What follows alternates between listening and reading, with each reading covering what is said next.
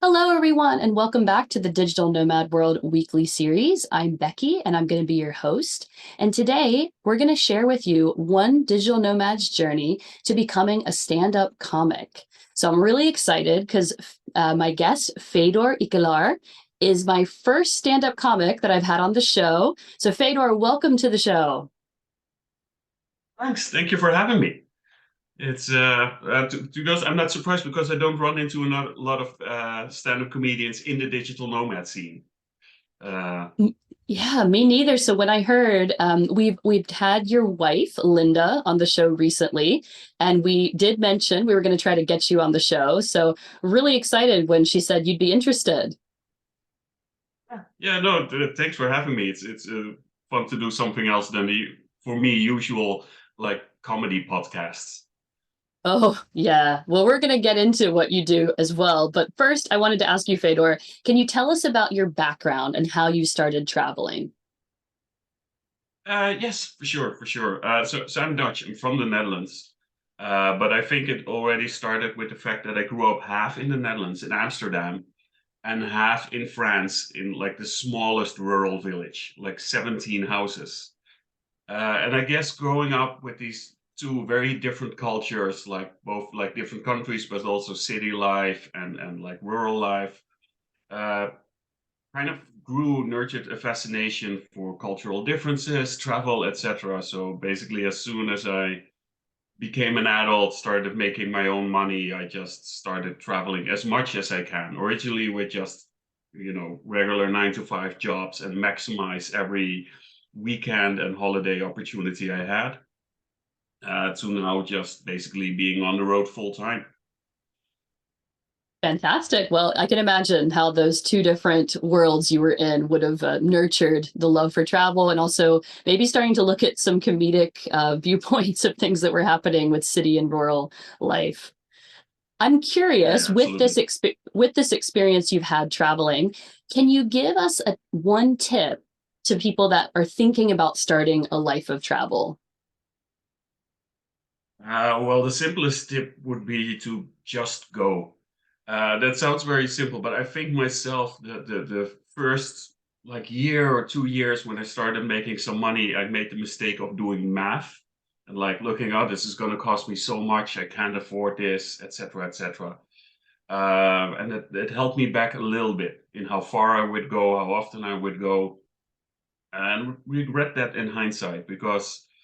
Um, I think if you just go, you'll find a way to make it work. And also, you don't know what you're going to get back from the travel. And don't just mean enriching experience, but also connections, job opportunities, even. Um, so, yeah, my biggest advice would be, and this might bankrupt people and might be very bad advice on a financial perspective. Uh, and also, definitely don't follow me for any financial advice. But yeah, my advice would be simple: just go, just start going, and don't overthink it because you will if you overthink it will find way too many reasons not to go, uh, and you won't find out the reasons to go until you actually do it. Yeah, Simple but very effective advice. So, okay, this next question I ask a lot of people on the show. And to be honest, a lot of people find this question difficult. And some people have asked me to not even ask it to them. But I think for you, it would be pretty easy. Can you share with us a funny story that has happened to you during your digital nomad travels? definitely had a few. There's some also definitely end up in my shows. uh this I I'd think the one imagine. I like to share is not even the funniest one per se, but it actually adds to the previous question of just going. Um, I went, this is like years ago, went to Indonesia for a while with Linda, who you had on previously. Um, and we end up, I think she probably talked about this, volunteering a bit. Um, but that kind of ended up in a potential job opportunity to manage some things at a dive resort. And these people had heard wanted to chat with us because they heard we were pretty capable, and they also had heard that I can cook pretty well. So They suggested instead of doing like a whole job interview, to like, hey, can we maybe just have some drinks? And we heard you can cook really well. So I thought, okay, I'll cook something. It's a weird job interview to be cooking for the one you're talking to. Um, but what I didn't understand is that they were also looking for somebody to manage their restaurant. And I did a good job cooking, apparently. So I cooked my way into becoming a head chef. Um, Oh, really? which is fun, but also I have zero experience in hospitality at all. Like I've never like seen the kitchen of a restaurant, let alone do I know how to run it, manage it, how to design a menu, how to work with kitchen staff. I wouldn't even know how to be kitchen staff. Um, but I think my straight white male confidence got me into trouble, and I actually said, yes, we can do this. So yeah, this is more one of the examples of getting, just going, ending up getting a very random job. In hindsight, like still wasn't a good idea for them to hire me. Like I managed, but I basically had to Google every day, like how to be a chef. How long did you keep that job, Fedor? 6 months. It's That's pretty good. That's pretty impressive. I think that partially growing up in France helped, because if you work in a kitchen and occasionally randomly throw in a French word, they take you more serious. I could see that. Yeah. Oh, wow. Thank you for sharing. Hey, guys, just go for it. And you never know. But like Fedor said, it could result in a lot of Googling and uncertainty and anxiety. But that's part of the digital nomad world we live. I know. Absolutely. Well, Yeah. now let's get into it. I'm so interested to hear how you became a stand-up comic. Were you already a digital nomad when it happened? How did you get into this world? I was traveling, for sure. It was more of an analog nomad at the time. I was living in Nepal. I was doing a little bit of tourism work, like I was a tour group leader. And once a week, I would actually go to a co-working space just to meet some other people and to work on some stuff on my laptop. And the funny thing with becoming a comedian, it wasn't my idea. I enjoyed comedy before, like in the Netherlands, I saw a lot of comedy. I even thought like, I maybe I could do this. But then I also thought, why would I torment myself by getting on that stage in front of all these people? And I, abandoned that idea. But in Nepal, like I said, every week I would go to this co-working space, and was a Nepalese guy that also came there every week at the same day. We had a lot of banter, fun, like making fun each other, poking jokes. And he had actually started doing comedy, and he suggested, maybe you should give it a try one day. And I said, yeah, maybe I should.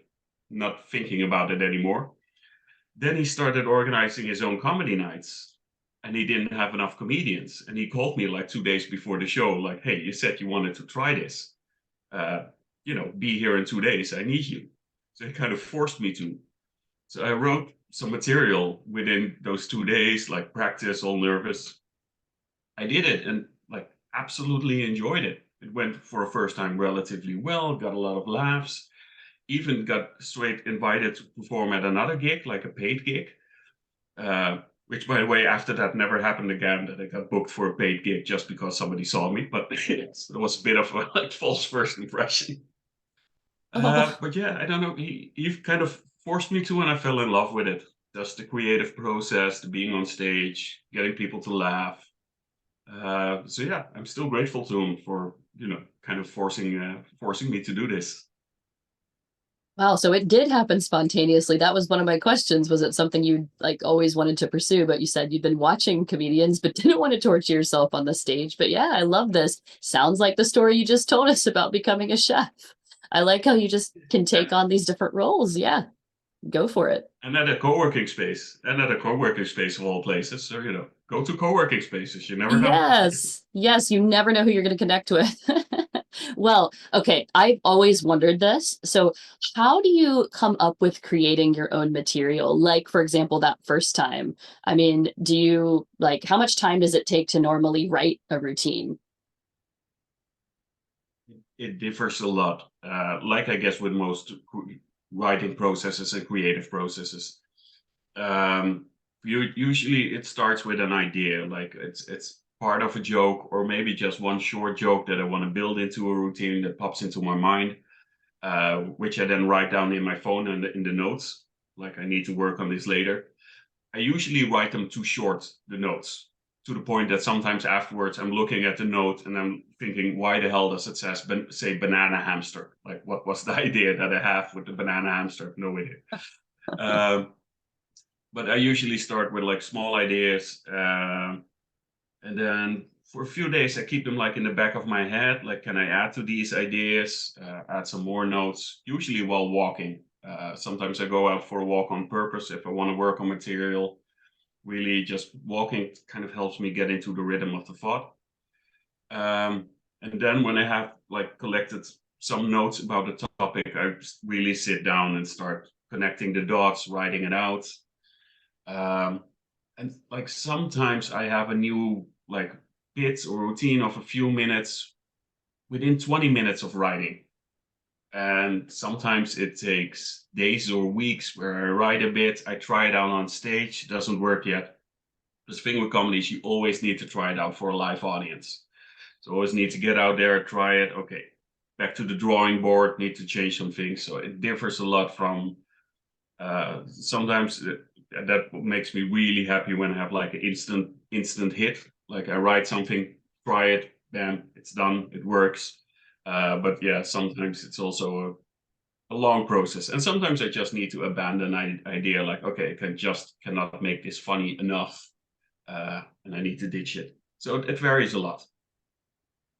Okay, how much is like memorized typically for you when you go up on stage, or do you just have, like you were saying, like the shorter notes or like an index card type of idea format in your head? For you, how do you perform? Do you memorize or just keep it as a short form Uh, and go from there? for me, I originally in the beginning I wrote it out to the dot and to the detail and memorized it. I've learned to become more flexible. So basically, I have like uh, yeah, some like keywords in my mind, and I connect the dots in between, and I differ slightly in how I connect those dots. But for the most of comedy, for most comedians, few exceptions there, but most of it, we try to make it look spontaneous, but it's almost all like 98% is well written, well thought out, tried, practiced, etc. And whenever a comedian says earlier today or yesterday, that probably wasn't earlier today or yesterday, but months ago, if it happened at all. But just to Okay. make it more look like in the moment, more improvised, we use these little. I'm ruining comedy now for everyone watching. I'm sorry, but this is the harsh reality. I always imagine it happened to them at some point, but I didn't often think they were just making it all up. But hey, it's writing. You never know. It differs per comedian, though. Some really stick to the truth and how it happens. Um, some, like in my personal case, I always take the truth as a vantage point, but then I change it up a little to make it work better, more fun. Or sometimes also, in my case, sometimes the truth is a bit too absurd. So I actually need to uh, simplify it or make it sound more realistic, even though the truth was as absurd as it was. I know what you're talking about. With some stories are just stranger than fiction. So I'm Yeah, yeah, wondering, exactly. as a digital nomad, you travel a lot, you see a lot of different cultures. How much of those experiences go into your comedy? For example, do you have any routines specifically related to being a digital nomad? I have a few little bits purely related to being a digital nomad, but I only use them when it's like in Bansko for a vast majority digital nomad audience. But most of my material is related to traveling, different countries, culture clashes, experiences abroad, that kind of stuff. Um, So it's always like the solo show I'm doing now, I think covers about, I don't know, 6 countries or so, living in them, working in them, experiences in the different countries. So that's always a very big part. And for me personally, the most fun part is because I perform in all different countries. I think I've done like 35 or so by now. Um, the most fun part for me is every country where I perform, I also want to do stuff about that country. So that also kind of forces me to dive more in the culture, like what's happening, what's current politics in the country, that kind of stuff. So yeah, it plays a very big part of it, directly and indirectly. That's really interesting. And yes, I can imagine how much deeper you go into that culture because you're forced to. You're going to be on stage. And when you mention venues, this brings me to my next question. So, how do you Mhm. connect with different comedy venues to get booked for a show? That's always a challenging part. Um, I try to most. There are actually not a lot of comedians like me that tour around full time. Most comedians tend to stay in their own country and tour within their own country. So actually, the nomadic comedians, the comedy nomads, there are not that many of them. So we kind of know each other. So we also help each other connect to venues. Because if you just randomly email a venue, they either won't reply because they get too many messages, and they also just by a message for them it's hard to distinct like, hey, is this a experienced comedian or is this somebody that has just done 2 open mics and think he's the next big thing for comedy but actually isn't experienced enough for our shows. So mainly I try to use my network by like having them introduce me to a venue, like, hey, this is Fedor, he's decent, have him on. Likewise, I do the same for other comedians. We're really in touch with each other a lot. Like whenever I want to perform in a country I haven't been, there are like 2, 3 comedians I ask, like, "Hey, have you performed there? Who do I get in touch with? What's going on?" That's if I work for a venue. Now, what in actuality I do a lot nowadays is organize my own show. I Again, through my network, I get in touch with a venue which just has a space available. So it's not a comedy club usually, but a music venue or pub even that has like a separate room. I ask if I can use the room, and then I promote my own show. I sell my own tickets. I run Facebook ads, that whole thing. This is when the co-working space comes in handy again because I tend to say I'm an analog nomad because I do comedy, but because of this, I'm actually on the laptop quite a lot, promoting myself on social media, etc. So I tend to do a lot of this purely because it's financially more interesting. I basically get all the profit from the tickets. It's a lot more work as well and more stress, etc. But making money as a comedian is quite challenging. So this tends to be a better way of going about it. So I do comedy clubs every now and then, but I mainly try to do when I'm touring my own show because it's just more lucrative. Quite simple. A really good tip as you get more and more into comedy and perform more often to try to do what you just said. Because I'm wondering, what's the difference between, you said you get, all the profit from your tickets if you do your own show, but what kind of profit, what does the profit sharing look like typically when you're performing at a comedy club or they've contacted you and you just go and perform for that venue? It's usually a fixed fee regardless of how many tickets they sell. Um, Oh, and that fixed fee depends on 2 things. First of all, what are you doing in the show? Usually got the MC gets a pretty big pay and the headliner. So the closing act of the show that does a bit longer, they get like the biggest amount. And then you got before that you got the opening and a middle act that get less money. And then how much that is, that really depends on the size of the club and the type of show. I mean, if you're somebody's organizing a show in a back room with 20 people in the audience, you cannot expect to get away with hundreds of euros. Um, but you got bigger clubs. There's one here in Melbourne that seats 500 people every day. Then you get a good pay. wow. Thank you for sharing. I didn't realize it was often a fixed fee. And I didn't realize the MC got paid a bigger portion. Because to me, I guess it seems Right. like, yeah, a more minor role, even though they're starting in the show and keeping the energy. It's I think people often don't realize how important the MC is to set the tone for the show, to get people in the right energy. So they don't usually do as much material and as much jokes. But also as a comedian, from a comedian's perspective, if the MC does a good job, it makes my performance a lot better because the audience is in the right mood, in the right energy. Um, and also, when you have several comedians, sometimes one comedian doesn't do that good, and it's the MC's job to get everybody back on track and back in the right mood. So MCs is actually a good MC makes a huge difference for the quality of the show, but the audience often doesn't realize it because it's more subtle, basically. Interesting. I'm wondering, have you ever been an MC before? Yeah, quite often. I mean, usually the MC is also just a comedian. Um, Not every comedian makes a good MC, and not every good MC is per se a good comedian because you need to be often more, first of all, interactive with the audience. The whole interacting with the audience you see MCs do a lot is not to make fun of them. It's actually just to get them involved, to get the idea that it's not, the comedians here, the audience there, but to kind of build bridges between the stage and the audience and to get everyone involved and kind of create a bit of collective. And also, as an MC, you usually want someone with a bit more high energy performance.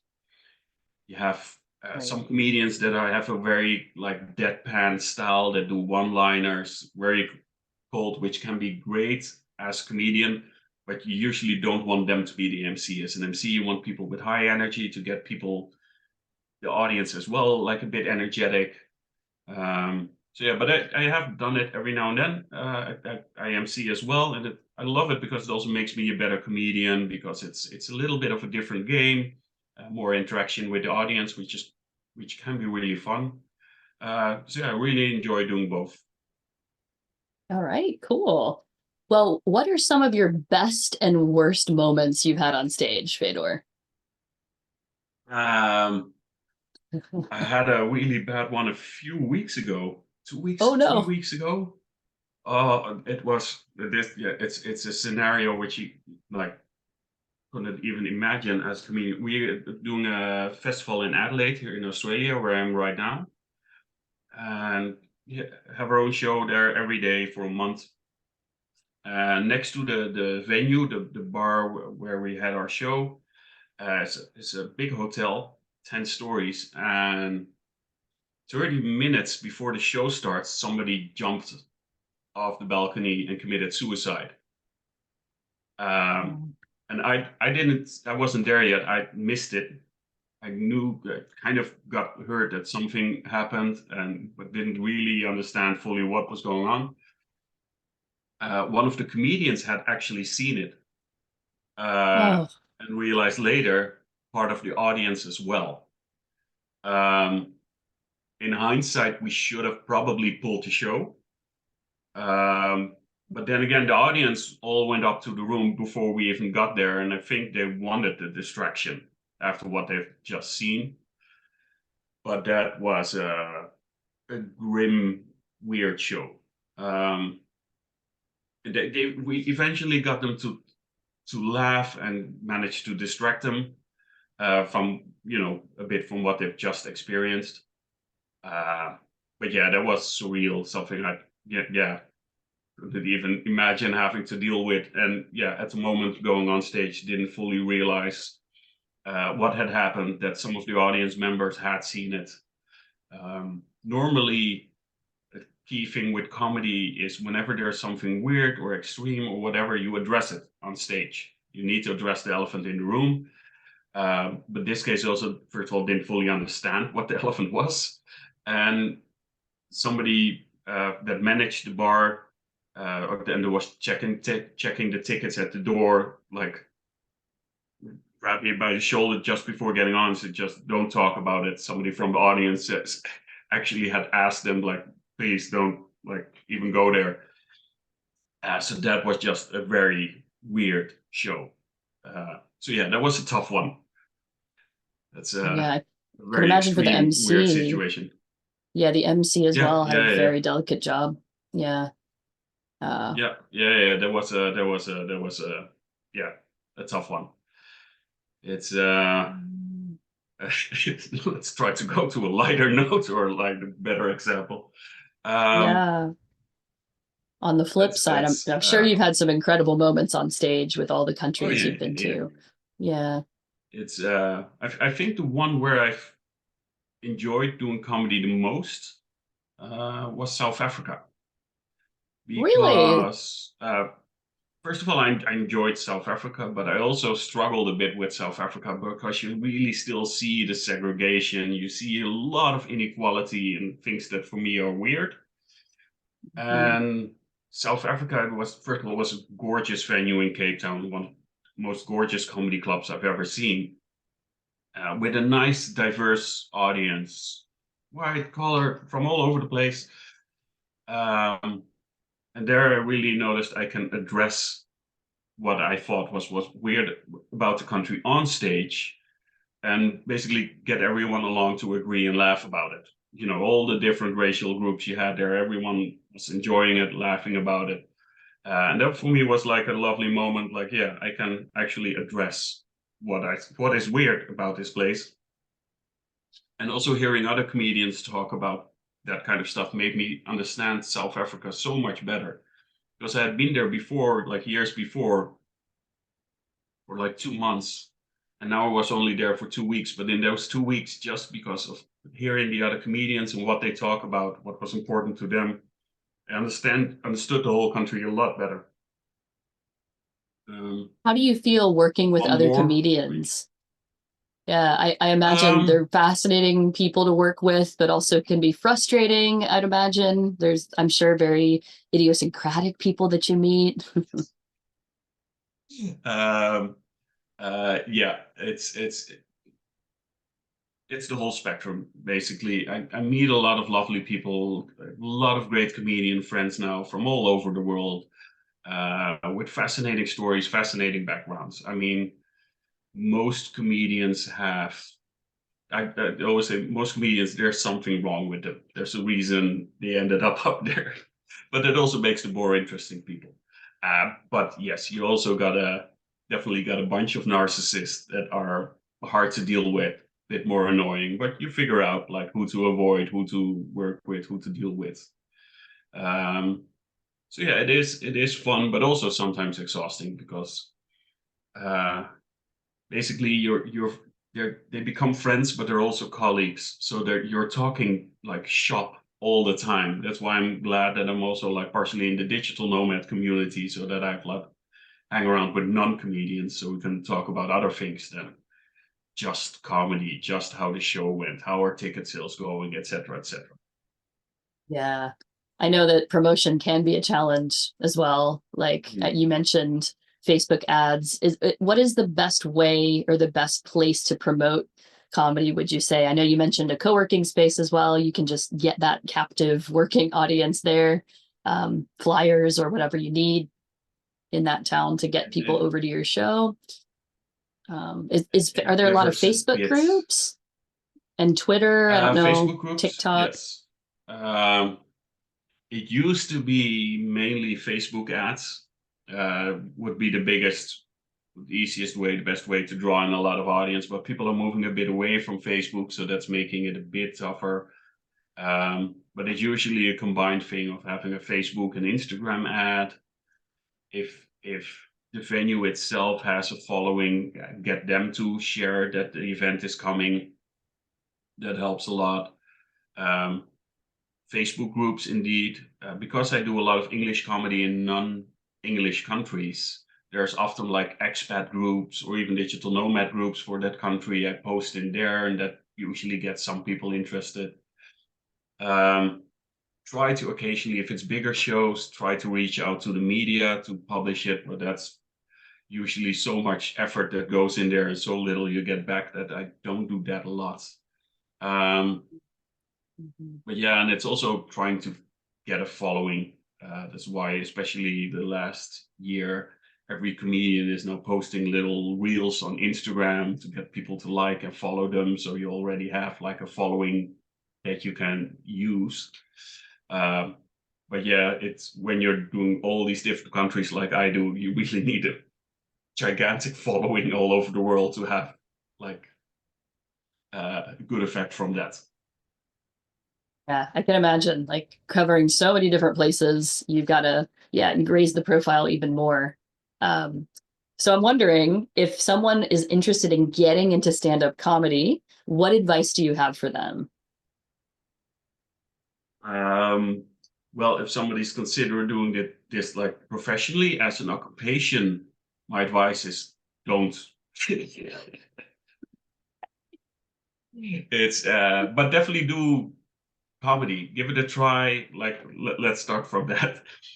Because doing stand-up comedy is lovely. It's a creative process. Getting on the stage, getting a laugh is very rewarding. Interactions with the audience afterwards can be amazing. You meet cool people. So I definitely recommend people to go, work out, try to write a few minutes of comedy, go to an open mic and try it. And if you like it, do it more. But I do recommend to keep it as a hobby on the side.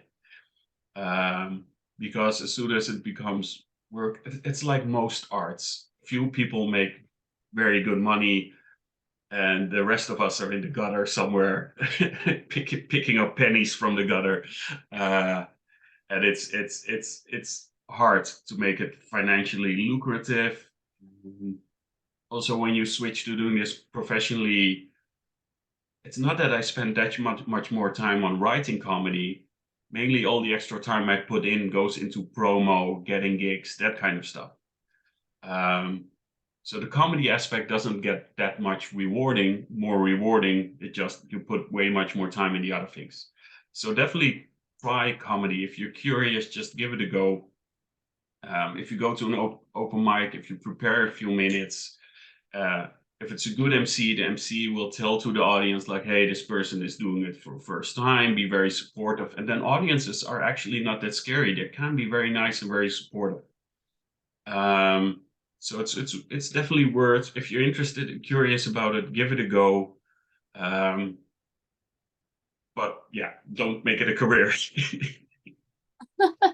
Okay, well, I think it sounds like this amazing energy can be on the stage, and there's so much you can learn from getting up there and meeting people from around the world. But as you're saying, take it slowly and don't go all the way in thinking it can be a career. Don't quit your day job just yet. Yeah, exactly. Oh, well, is there anything else that you would like to share with us before you go? If people want to follow you as well, where can they go?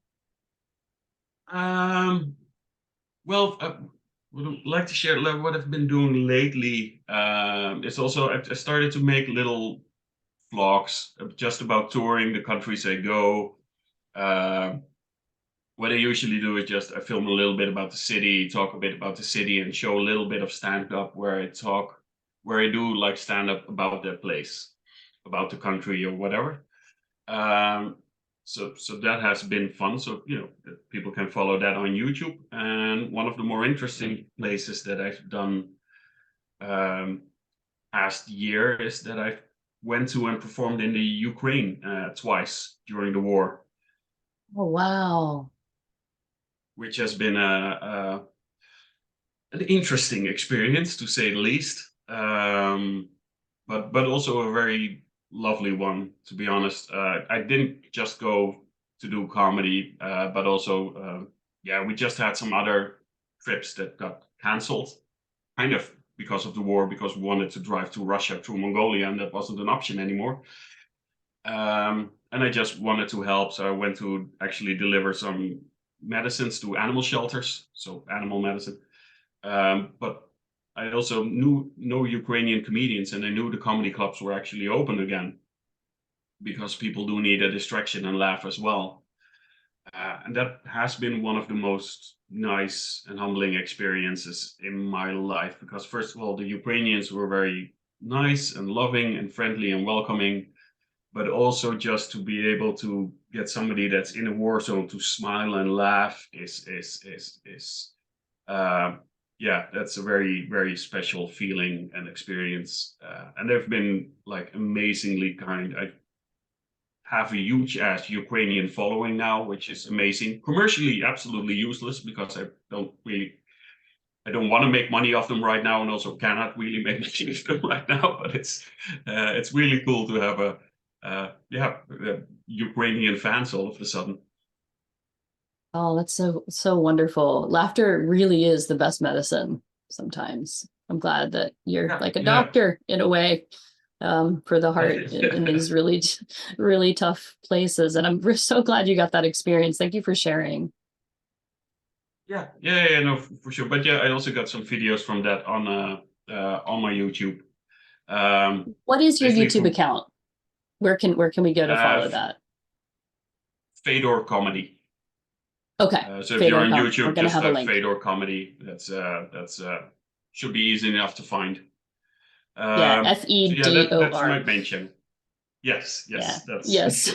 a good one to point out. Fedor Comedy. And do you have an Uh, Instagram we can also follow? yes, I also put a bunch of videos on there, and also when I'm performing in places. So if you ever want to see me, there's a good chance that I'll be in the neighborhood at some point. Instagram account is Fedor is me, as one word, Okay. which I should Thank is you. dumb in hindsight, but yeah, it works. It sounds kind of funny, like you might be a comedian. I don't know. There might be something different about you, Fedor. Yeah. Oh, well, thank you so much for joining us today and sharing this world of comedy. I've never tried it myself, but hey, I hope, to try it in the future. You've inspired me, and hopefully people watching, people listening have also been inspired to give it a try. Yeah, well, and if we run into each other again, I've done it in the past in Bansko, but also in Antalya, that I did like a little workshop at the co-working space. Um, and had some people in Antalya this October. I had like nine or 10 digital nomads try it for the first time. I would love that. And for also, like, if we follow you on Instagram or YouTube, if you do another workshop, I'm sure people would be interested. Yeah, for sure, for sure. Well, I hope you have a wonderful rest of the time in Australia, and I hope we get to meet again on the road soon. Keep making people Yes, laugh around the thanks, world. thanks for having me, and yeah, hope to run into you again in real life. Yeah, for sure. Thank you, Fedor.